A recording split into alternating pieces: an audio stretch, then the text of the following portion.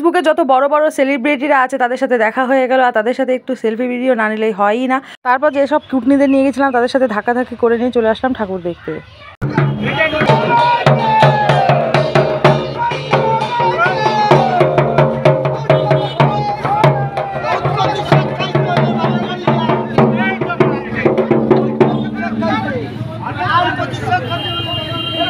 একাদশীর দিন রাত্রে আমরা সমস্ত গ্রামবাসীবৃন্দ মিলে চলে আসলাম ভাইরাল লাইটিং দেখতে। আর এর মধ্যে এরা মারামারি শুরু করে দিল, কি একটা অবস্থা। পাড়ার কিছু মেয়েদেরকে সাথে নিয়ে লিডারশিপগিরি করতে করতে যখন ফাইনালি চলে এসেছি ভাইরাল লাইটিংয়ে, তখন এখানে এসে একটু ভিডিও না করলে হয়?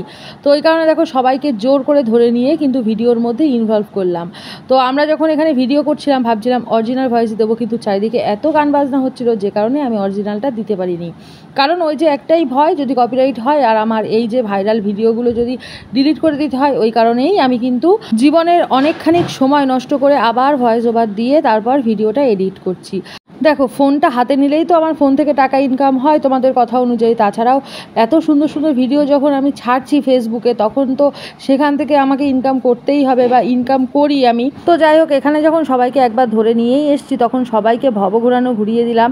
আর তারপর দেখো সবাই মিলে অনেক মজা করা হলো, কারণ আমরা সবাই এক জায়গায় হওয়া মানে কিন্তু আনন্দের বন্যা বইয়ে দেওয়া। সবার সামনে আমরা দাঁত বের করে হাহাহিহি করলেও সবার আড়ালে সবাই সমান নামে কিন্তু পাচা করি। আমি পাচা না করলেও আমার আড়ালে সবাই কিন্তু পাচা করে, এইরকমটাই হয়। দেখবা চারজন যদি এক জায়গায় বসে থাকে তার মধ্যে থেকে একজন উঠে গেলে সেই তিনজন কিন্তু সেই উঠে যাওয়া একজনের সম্পর্কেই সমালোচনা করে।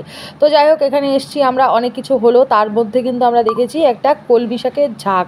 তো ভাবলাম আজকে ভিডিও করতে এসছি, আজকে ভিডিও করে নিয়ে চলে যাই, কালকে সবাই মিলে আসবো, এসে নিয়ে এখান থেকে কলমি শাক তুলবো। তো সেটা নিয়েই সবাই আলোচনা করা হচ্ছিলো, কে কী নিয়ে আসবে। কেউ বলছে ঝুড়ি নিয়ে আসবে, কেউ বলছে বস্তা নিয়ে আসবে, আর এ বলছে না থাকবে যাক, আমি আর কিছু নিয়ে আসবো না, তোরা তুলে নিয়ে যাস খুনি, আমাকে একটু দিস ওর মধ্যে থেকে, আমি সেখান থেকেই খেয়ে নেবো। তো যাই হোক, ওদেরকে সাইডে সরিয়ে দিয়ে আমি একটু একা একা পোজ দিচ্ছিলাম, কিন্তু একা পোজ দেওয়ার উপায় নেই। দেখো এক রাউন্ড হেঁটে আসার পর আমি টুনটুনিকেও আমার সাথে নিয়ে নিলাম, আর টুনটুনি কিন্তু পোজ দেওয়াতে ব্যস্ত আছে। আর দেখেছো তো মাথায় কেমন শিং উঠেছে। তারপর ওখানে পোজ পাস দিয়ে নিয়ে আমরা সোজা চলে আসলাম কালীবাড়িতে, মানে বলাকা সমিতিতে। আর এখানে আসার পর কিন্তু একটা ভাইরাল মেয়েকে দেখতে পারলাম।